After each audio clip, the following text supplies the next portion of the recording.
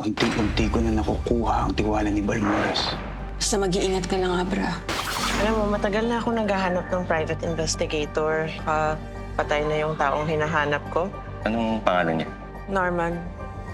Norman de la Cruz. Hahanapin ang sagot. Ate Jane! Bea! Ate Jane! Parang malamlam yung mata mo. May problema ba? Affected lang ako dun sa isang nakilala ko dito. Ba't ka affected kung kakilala mo lang? Kuya, sana yung hiling ko sa'yo. Sana huwag mo ipagpapalit si Ate Mercy sa ibang babae. Jane? Miguel! Anong ginagawa mo dito? Anong ginagawa mo dito? Nan, ikaw ba yan? Narinig ko may sakit ka raw. Parang may nagbago sa'yo. Mahuli kaya ang pagpapanggap? Carlo J. Caparas, lumuhod ka sa lupa.